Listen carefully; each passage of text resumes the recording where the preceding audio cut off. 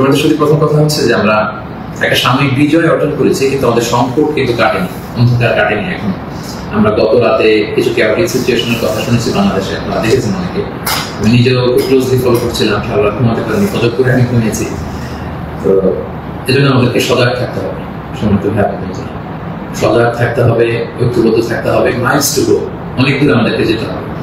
আন্দোলন বা বিপ্লবের এটা হচ্ছে আন্দোলন শেষে একটা সফল বিপ্লব বা গণ অভ্যুত্থান শেষে এটা হচ্ছে প্রথম ধাপ, যে স্বৈরাচারের পতন হয়েছে।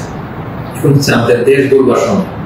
এই সময় আমাদেরকে অত্যন্ত ধৈর্যশীলতার পরিচয় দিতে হবে, দায়িত্বশীলতার পরিচয় দিতে হবে। বিজয়ীরা দায়িত্বশীল হয়, আর যদি দায়িত্বশীল অ্যাটিটিউড আমরা দেখাতে পারি তবে এই বিজয় কিন্তু আমাদের টেকসই হবে। সো অনেক ধরনের ষড়যন্ত্র আশেপাশে ঘুরপাক খাচ্ছে, দেশি বিদেশি। আমাদেরকে সজাগ থাকতে হবে, সচেতন থাকতে হবে। বিজয় উল্লাসে মেতে আমরা যেন আবার কোনো ভুল করে না বসি, বিপ্লবের পরে কোনো প্রতি বিপ্লবকে যেন আমরা স্থান না দিই। এই হচ্ছে প্রথম রিমাইন্ডার আমাদের প্রতি। 2 নম্বর যে কথাটা বলবো, আমাদের বাংলাদেশে আমরা মুসলিমরা ছাড়াও আমাদের হিন্দু ভাই বোনরা আমাদের সাথে আমরা একসাথে মিলেমিশে একাকার একসাথে আমরা থাকি। আমাদের খ্রিস্টান ভাই বোনেরা আছেন, বৌদ্ধ ভাই বোনেরা আছেন। সো সংখ্যালঘুদের কোনো উপাসনালয়ে যেন কেউ আক্রমণ করতে না পারে, এটা খেয়াল করতে হবে। কিছু কিছু ঘটনা আমরা শুনেছি যে বিভিন্ন জায়গায় হিন্দুদের মন্দিরে আক্রমণ করা হচ্ছে, অগ্নিসংযোগ করা হচ্ছে।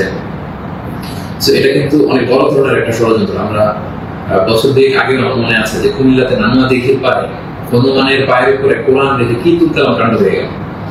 সো যারা ক্ষমতা ছেড়ে পালিয়েছে তারাই দেখা যাবে যে ভাড়াটে করা লোকজন দিয়ে সেখানে আগুন দিয়ে আল্লাহু আকবার স্লোগান দিবে, নারায়ে তাকবীর, আল্লাহু আকবার স্লোগান দিয়ে বোঝাতে চাইবে যে ইসলামপন্থীদের কাজ না, মাদ্রাসার ছাত্রদের কাজ না। সো এত কাঁচা কাজ যেন আমরা না করি, আমরা যেন তাদের এই ফাঁদে পা না দিয়ে আমরা যেন সচেতন থাকি। বিশেষ করে মাদ্রাসার ছাত্র ভাইদেরকে, আমরা কলিজাপুর মাদ্রাসা, আলিয়া মাদ্রাসা, কবি মাদ্রাসার ছাত্র ভাইদেরকে আমি বলবো, আপনারা আপনাদের নিজ নিজ থানা, গ্রামের, এলাকার হিন্দু মন্দিরগুলো নিজ দায়িত্বে পাহারা দেন।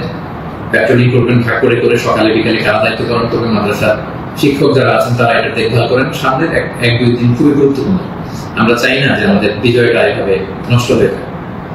এই জাতীয় ষড়যন্ত্র যারা করছে তাদের ষড়যন্ত্রকে আপনারা নস্যাৎ করবেন সংঘবদ্ধভাবে।